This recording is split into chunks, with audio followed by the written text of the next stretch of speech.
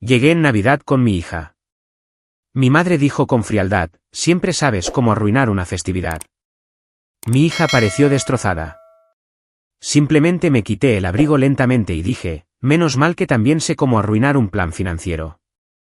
5 minutos después, mi madre estaba suplicando en la puerta, pálida. No les dije que íbamos a venir. Fue intencional, no porque quisiera drama. No estaba tratando de provocar nada. Solo quería aparecer con mi hija, repartir los regalos, dejarla sentir que pertenecemos a algún lugar por un par de horas, y luego, irnos antes de que la tensión tuviera tiempo de crecer. Era Navidad, y pensé que tal vez, si no le daba a nadie tiempo para prepararse, no tendrían la energía para arruinarlo. Estaba equivocada. Entramos en la casa alrededor del mediodía. El árbol estaba puesto, con nieve falsa rociada de manera desigual por las ventanas, y velas encendidas en la entrada, como si mi madre se hubiera pasado toda la mañana montando un anuncio de grandes almacenes. De hecho, sonreí por un segundo. Parecía pacífico. Eso duró, tal vez, 4 pasos. Nos vio y su rostro se congeló. No me esperaba, pero yo tampoco esperaba las primeras palabras que salieron de su boca. Siempre sabes cómo arruinar una festividad.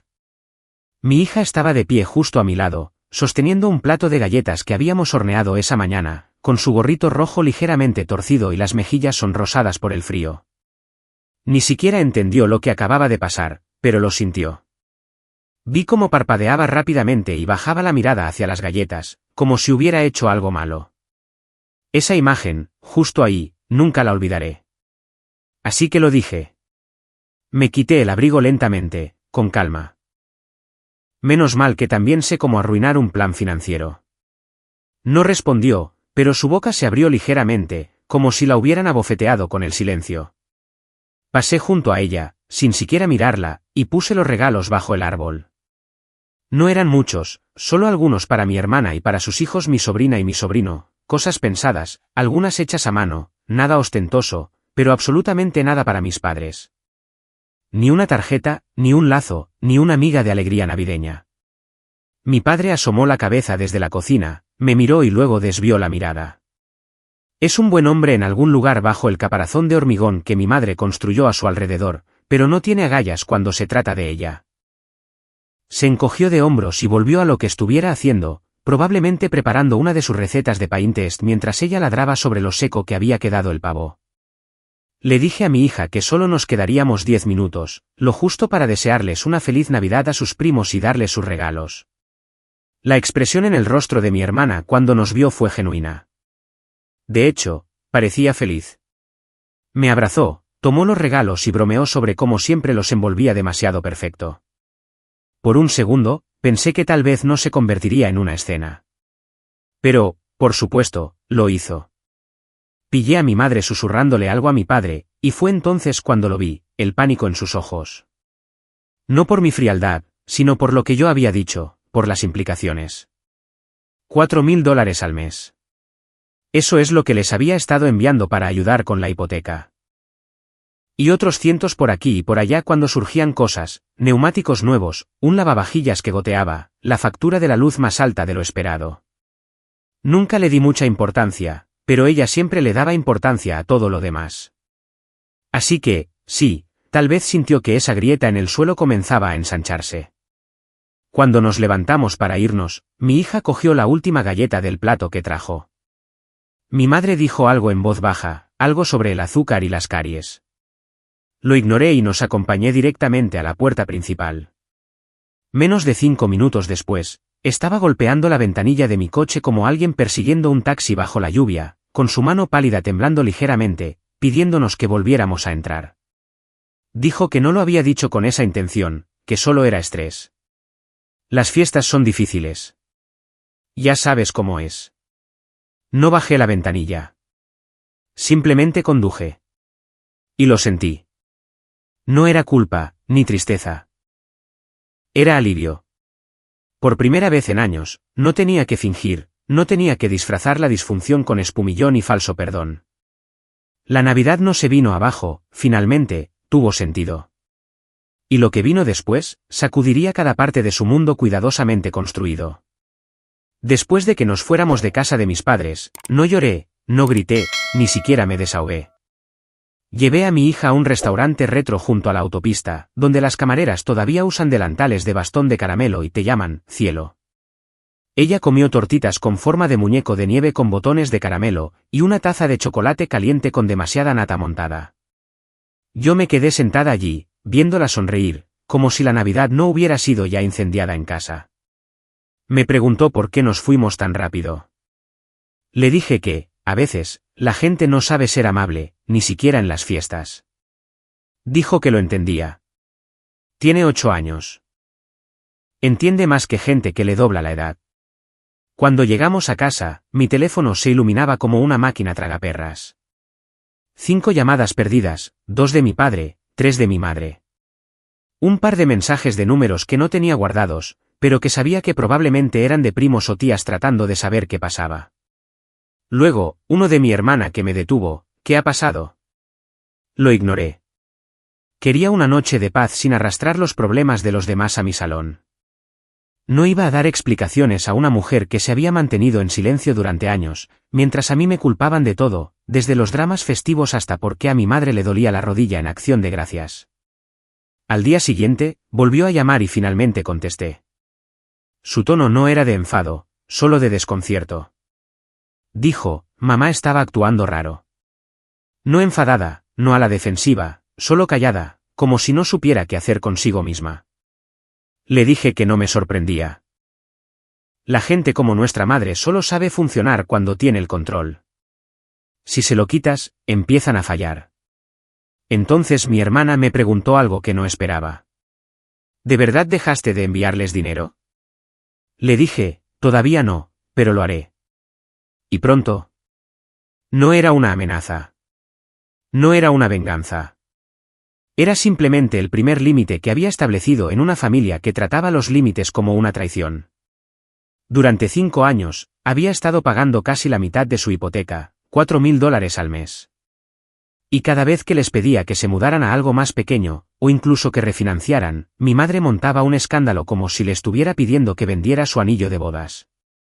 Viven en una casa demasiado grande, demasiado cara, y demasiado llena de muebles que no pueden permitirse, pero de los que se niegan a deshacerse porque les hace sentir exitosos. Organizan fiestas que no pueden pagar, y presumen de un estilo de vida que solo existe porque yo, silenciosamente, he pagado la cuenta. Lo hice por culpa, porque cuando era más joven, les causé mucho estrés. Porque solía pensar que ser la buena hija significaba arreglarlo todo, incluso si me rompía a mí. Ya no 2 días después, detuve el pago automático. Luego, cancelé la transferencia mensual para la compra, $200 el primero de cada mes. Desapareció sin decir palabra. Luego, bloqueé a mi madre para que no viera mi cuenta bancaria. Sí, tenía acceso. Eso también se acabó. Le envié un mensaje a mi padre, diciéndole que no era personal, pero que las cosas iban a cambiar en enero. Llevaba ayudando demasiado tiempo, y ya no era ayuda. Era control de daños. Su respuesta fue la típica. Dijo que lo entendía, y luego terminó el mensaje con uno de sus clásicos: tu madre solo quiere paz en la familia. Fue casi divertido. Pasó una semana y no supe nada. Luego, de la nada, mi hermana volvió a llamar. Solo que esta vez, estaba enfadada. Dijo que mamá se lo había contado todo, que había visto el mensaje que le envié a papá, que estaba siendo extrema. Que era Navidad y yo estaba actuando como una cobradora de deudas. Dijo algo que me hizo detenerme. Si dejas de pagar, podrían perder la casa. No solo les estás haciendo daño a ellos, estás haciendo daño a todos. Casi me reí. Como si mi dinero fuera una especie de recurso compartido, como si les debiera estabilidad. Le recordé que eran 2 adultos que habían construido todo un estilo de vida fingiendo que tenían más de lo que realmente tenían, que yo había estado tapando agujeros en su barco financiero durante años mientras ellos presumían de cruceros y derrochaban en renovaciones de jardín que no podían pagar. No quiso escucharlo. Te vas a arrepentir de esto, Rachel. Eso fue lo que dijo antes de colgar. Todavía pensaba que iba de farol. No tenía ni idea de que los regalos que compré para nuestros padres seguían en una bolsa en mi armario. Caros, bien pensados, todavía envueltos. No los había entregado porque se me hubiera olvidado. No los había entregado porque, para cuando nos íbamos ese día, sabía que no los merecían. Y estaba a punto de devolver todos y cada uno de ellos. No me sentí dramática conduciendo de vuelta al centro comercial. Sin manos temblorosas, sin la música demasiado alta para ahogar los pensamientos. Solo silencio, y una bolsa de regalos en el asiento del copiloto que, de repente, parecía más pesada de lo que debería. No dejaba de pensar en el esfuerzo que había puesto en esos regalos. No dinero, esfuerzo.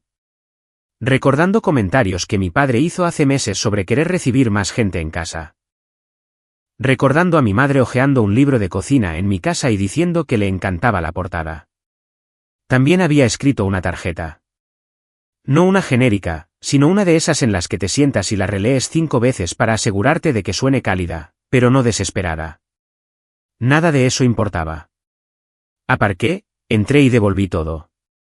La cristalería, el cuaderno, las tarjetas regalo. No me apresuré. No dudé.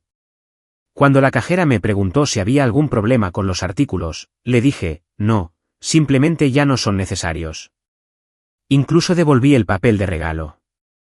En el coche, después, rompí la tarjeta y la tiré. Ese fue el único momento en que me detuve. No porque los echara de menos, sino porque me di cuenta de cuánto tiempo había estado intentando ganar un respeto básico con cosas. Esa tarde, moví dinero. Los $4.000 al mes ya estaban detenidos, pero había cosas más pequeñas de las que me había olvidado, servicios de streaming, una factura de teléfono que había estado cubriendo sin pensar, un trastero que mi madre insistía en que necesitaban. Todo cancelado, uno por uno, silenciosamente. Luego, transferí los últimos cientos de mis ahorros al fondo para las clases de piano de mi hija, y la inscribí oficialmente. Cuando se lo dije, sonrió y me preguntó si podía practicar todos los días. Le dije que sí. Esa se sintió como la primera decisión financiera correcta que había tomado en mucho tiempo. 2 días después, mi madre llamó desde un número que no reconocí. Dejé que saltara el buzón de voz. Empezó con calma. Dijo que no entendía por qué estaba siendo distante, que estaba dolida. Luego, su tono cambió. Dijo que la había avergonzado, que la gente estaba haciendo preguntas, que la había hecho parecer inestable. Entonces dijo algo que me lo dijo todo. Esto se trata de control. Felicidades. Has dejado claro tu punto. Borré el mensaje de voz. Unos días después de eso, mi hermana apareció sin avisar. Traía café, como si fuera una visita casual y no una confrontación que había ensayado en su cabeza. Salí y cerré la puerta detrás de mí para que mi hija no oyera. No perdió el tiempo. Dijo que los había tomado por sorpresa, que debería haber avisado. Que aunque mamá fuera difícil, yo no tenía derecho a retirar el apoyo financiero tan de repente. Usó palabras como responsabilidad y obligación familiar como si fueran términos legales. Le hice una pregunta simple. ¿Alguna vez has pagado su hipoteca? Dijo que no. ¿Alguna vez has cubierto su compra, su factura de teléfono, sus emergencias? Tampoco respondió a eso. Dijo que sabía que mamá podía ser dura, que no defendía todo lo que decía, pero que esta no era la manera. Que estaba actuando por ira. Fue entonces cuando dijo lo que se me quedó grabado. Antes eras generosa. ¿Qué te ha pasado? Le dije que seguía siendo generosa, simplemente dejé de estar disponible para la explotación. Le dije que la generosidad sin límites se convierte en expectativa, y la expectativa se convierte en derecho. No le gustó eso. Dijo que papá estaba estresado, que no se merecía esto, que había trabajado toda su vida. Le dije, lo sé, y llevo años pagando por las consecuencias de sus decisiones. Intentó cambiar de tema, diciendo que mamá estaba asustada, que no sabía cómo iban a arreglárselas. Dije que lo resolverían de la misma manera que yo siempre lo había hecho, ajustándose. Se fue enfadada. No gritando, solo tensa, controlada, como si ya hubiera decidido que yo era el problema. Más tarde esa noche, recibí mensajes de gente de la que no había sabido nada en años, familiares, amigos, parientes lejanos, todos diciendo variaciones de lo mismo. Que mi madre estaba desolada, que yo tenía que ser la adulta, que el dinero no debería interponerse en la familia. Bloqueé a todos y cada uno, porque ninguno de ellos estuvo allí cuando mi madre me recordó que solo era útil cuando era conveniente. Ninguno de ellos estuvo allí cuando yo pagaba en silencio y era criticada en voz alta. A finales de esa semana, el pánico empezó a cundir en su lado. Podía sentirlo incluso sin hablar con ellos. Y fue entonces cuando mi padre finalmente dejó de guardar silencio. Mi padre me envió un mensaje la segunda semana de enero. Sin rodeos, sin preámbulos. Necesitamos hablar. El domingo. En nuestra casa. Todos. Solo eso ya era extraño. Él nunca convocaba reuniones, evitaba los conflictos como si fueran contagiosos. Normalmente, si algo iba mal, mi madre hablaba por los dos, y él se mantenía lo suficientemente visible como para parecer involucrado. Esto se sentía diferente. Casi dije que no. No les debía otra actuación. Pero algo en la forma en que lo escribió despertó mi curiosidad, así que acepté. Fui sola. Mi hija estaba en una fiesta de pijamas, y una parte de mí sabía que esta conversación no era para niños ni para testigos. Cuando llegué, la casa ya se sentía extraña. La luz del porche estaba apagada. Había estado encendida todas las noches desde que tengo memoria. Las ventanas estaban a oscuras. Dentro, el aire estaba frío. No un frío de calefacción rota, sino un frío conservador, el tipo de frío que la gente tolera cuando está controlando cada dólar. Fue entonces cuando me di cuenta. Las cosas no solo estaban tensas, ya se estaban rompiendo. Mi hermana estaba en el sofá, con los brazos cruzados y la mandíbula apretada. No sonrió cuando me vio. Mi madre estaba sentada en su sillón reclinable, pareciendo más pequeña. Sin maquillaje, sin joyas, con el pelo recogido sin cuidado. Parecía alguien que había pasado demasiadas noches seguidas en vela. Era inquietante. Casi no la reconocí sin su armadura. Mi padre se quedó de pie cerca de la cocina en lugar de sentarse. Se mantuvo de pie todo el tiempo. Nadie habló por un momento. Entonces, lo hizo él. Dijo que no había entendido la situación completa. Que la casa era demasiado cara, que la refinanciación había sido denegada porque los pagos estaban atrasados, pagos que él pensaba que estaban gestionando. Admitió que iban con retraso en la factura de la luz, el seguro y los impuestos sobre la propiedad. No miró a mi madre cuando dijo esto. Me miró a mí. Dijo que no se dio cuenta de cuánto había estado cubriendo yo hasta que paré. Que cuando el dinero se secó, la verdad salió a la superficie de golpe. Entonces, sucedió algo inesperado. Se disculpó. No la media disculpa que solía dar para suavizar las cosas. Una de verdad. Dijo que lamentaba haber dejado que las cosas llegaran tan lejos, lamentaba haberme permitido cargar con una responsabilidad que no era mía, lamentaba no haber intervenido antes. Luego dijo algo que me revolvió el estómago. Tu madre me ocultó cosas. Dijo que ella minimizó la cantidad de ayuda que estaban recibiendo, que lo presentó como asistencia ocasional, no como un salvavidas. Que ella manejaba las finanzas y le decía que no se preocupara. Mi madre no interrumpió, no discutió. Solo miró al suelo. Mi hermana parecía atónita, como si hubieran bajado el telón en mitad de la obra.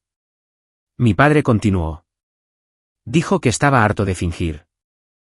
Dijo que ya había contactado con un agente inmobiliario, que planeaba vender la casa y mudarse a un lugar más pequeño, algo que realmente pudieran permitirse.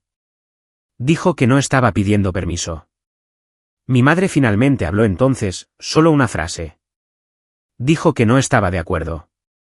Mi padre dijo que estaba bien. La habitación volvió a quedar en silencio. Luego, sacó un sobre de la encimera y me lo entregó. Dentro había un cheque por $4.000. Un mes, dijo. No era un reembolso, solo un reconocimiento. Dijo que habían cancelado cosas, el jardinero, el club de vinos, suscripciones que él ni siquiera sabía que existían. Dijo que era hora de vivir con honestidad. No acepté el cheque. Lo dejé sobre la mesa. Le dije que si cumplía con su palabra, yo ayudaría, no económicamente, sino con la planificación, la logística, el papeleo. Apoyo real. Asintió, como si esperara esa respuesta. Mi madre no dijo nada después de eso. Parecía vacía, como si la casa ya la hubiera abandonado. Me fui a casa inquieta. No aliviada, no enfadada, solo consciente de que algo fundamental había cambiado. Más tarde esa noche, mi hermana me envió un mensaje. No lo sabía. De verdad que no. Lo siento. No era dramático. No era defensivo. Parecía real. Y fue entonces cuando me di cuenta de que ya no se trataba de un castigo. Se trataba de un cambio, lo quisieran o no. Pasaron 10 días. Ni una sola palabra de mi madre. Solo eso me lo dijo todo. Mi padre envió 2 mensajes cortos, uno para agradecerme por haber ido, y otro con una foto de un garaje a medio empaquetar. Mi hermana envió una foto de su maletero lleno de viejas decoraciones del desván de mis padres, con un mensaje que simplemente decía, progreso. No respondía nada de eso. No estaba siendo fría, simplemente no estaba segura de si algo de esto era real todavía. Entonces, un miércoles por la noche, sonó mi teléfono. Mi padre. Rara vez llama, y cuando lo hace, suele ser porque algo va mal. Esta vez, sonaba tranquilo. No neutral, tranquilo. Dijo que quería reunir a todos de nuevo, no para confrontar nada, solo para hablar. Dijo que estaba cansado del silencio, cansado de las viejas reglas. Quería que todos nos sentáramos una última vez, bajo sus términos. No sabía qué significaba eso, pero dije, está bien. Ese domingo, conduje hasta allí de nuevo. No estaba nerviosa, solo cautelosa. No confiaba en lo que había visto la última vez. Todavía no, mi familia siempre ha sido buena vistiendo la disfunción con ropas educadas. Quería ver si esto era otro cambio de disfraz, o algo real. Lo primero que noté al llegar fue que el cartel de "Se vende" ya estaba en el jardín. No escondido, no discutido, simplemente ahí. Lo segundo que noté fue que la luz del porche estaba de nuevo encendida, pero esta vez no estaba impecable. Un insecto muerto flotaba dentro del cristal. Esa pequeña imperfección me lo dijo todo. Ya no estaban cuidando la imagen. Dentro, hacía calor, no un calor sofocante como antes, solo habitable. Había cajas contra la pared y 3 sillas ya preparadas en el comedor. Mi hermana y sus hijos estaban allí. Mi madre estaba sentada a la mesa. Sin perlas, sin pintalabios rojo, solo vaqueros, una chaqueta de punto y un vaso de café de papel en la mano. No dijo nada cuando entré. Yo tampoco. Entonces, mi padre se levantó y abrió una carpeta. Dijo que no iba a dar discursos ni a tener crisis emocionales, solo hechos. Lo expuso todo, la deuda, la refinanciación fallida, las facturas que se habían esquivado con pagos mínimos, el segundo aviso del banco del que no le habían contado a nadie. Mi hermana parecía sorprendida. Yo solo asentí. Ya sospechaba la mayor parte. Dijo que ya habían firmado con un agente inmobiliario, que la casa se pondría a la venta a finales de semana. Había contactado con un asesor financiero. Mi madre había aceptado cancelar 3 de sus tarjetas de crédito. Ese fue el primer verdadero shock. Mi madre, cancelando voluntariamente cuentas de crédito. Luego dijo algo que no esperaba oír de él. Nunca dejé que ella llevara todo en la casa, excepto el peso de sus propias decisiones. No lo dijo con culpa, solo con claridad. Mi madre dejó el café. No levantó la vista, pero habló. Tenía miedo de mudarme a algo más pequeño, de perder la imagen, de que todos supierais que no éramos lo que pretendíamos ser. Eso fue todo lo que dijo. Pero oírla admitir su miedo, eso era nuevo. Miró a mi hermana, luego a mí, y entonces dijo algo que, sinceramente, nunca pensé que oiría salir de su boca. No espero que lo arregléis, pero me gustaría una segunda oportunidad para ser parte de esta familia, sin que el dinero sea el único idioma que hablemos. No fue emotivo. No fue manipulador. Se sintió desnudo. Mi hermana se echó hacia atrás, como si acabara de exhalar por primera vez en toda la semana. Hizo una pregunta. ¿Qué pasa después de que se venda la casa? Mi padre dijo que estaban mirando un apartamento a 5 manzanas de la casa de ella. un baño, 2 dormitorios, sin jardín. Mi madre no protestó. Después de eso, la conversación pasó a cosas prácticas, mudanza, papeleo, qué vender, qué regalar. Ofrecí ayudar con la logística. Mi hermana dijo que se llevaría los muebles viejos de los nietos para el nuevo lugar. Incluso los niños participaron. Uno de ellos dijo que la abuela podía quedarse con su puff. Todos se rieron. No la risa falsa, solo ligereza, como si no hubiéramos estado en guerra unas semanas atrás. Mientras nos íbamos, mi padre me acompañó a la salida. Me entregó el sobre de nuevo, el mismo cheque, aún intacto. Dijo que no era una transacción, era una marca de cambio. Me dijo que estaban cancelando al jardinero, el servicio de suscripción de vinos, los paquetes de cable extra. Dijo que el cheque no significaba nada financieramente, solo simbólicamente, que ya no iban a vivir de mí, ni de las apariencias. Esta vez, lo acepté. No sabía si lo cobraría. Quizás no. Pero lo acepté porque era la primera vez que me entregaba algo que se sentía como dignidad, en lugar de control de daños. Conduje a casa, no sintiendo que había ganado, sino sintiendo que el juego en sí había terminado, y que algo más acababa de empezar. Han pasado 4 meses desde que se vendió la casa. Todavía recuerdo ver el anuncio publicado. Una foto del porche con las cestas de flores todavía colgadas, aunque las flores estaban muertas. Mi padre nunca las cuidó después de Navidad. Quizás las dejó a propósito. Un recordatorio de cuánto esfuerzo se dedicaba a mantener las apariencias, incluso después de que todo comenzara a desmoronarse. La casa se vendió en 3 semanas. Comprador al contado, sin contingencias. Querían entrar antes del verano. Mi padre se encargó del papeleo. Mi madre no se opuso. Ni una sola vez. Se presentó para la firma con un abrigo gris liso que nunca le había visto, y firmó su nombre como si finalmente estuviera dando por terminada una vieja versión de sí misma. Se mudaron a un apartamento a menos de 5 millas de mi hermana. Un segundo piso, 2 dormitorios, un baño, una cocina abierta con azulejos anticuados y un olor extraño cerca de la ventana que todavía no han descubierto. Mi hermana les ayudó a desempacar. Yo no fui de inmediato. Necesitaba espacio. No de ellos, sino de la versión de mí que tenía que ser cuando estaba con ellos. 2 semanas después, mi padre me envió un mensaje, solo decía, estamos instalados. Sin presiones. La puerta está abierta. Fui el fin de semana siguiente. No había tensión, ni una bienvenida coreografiada.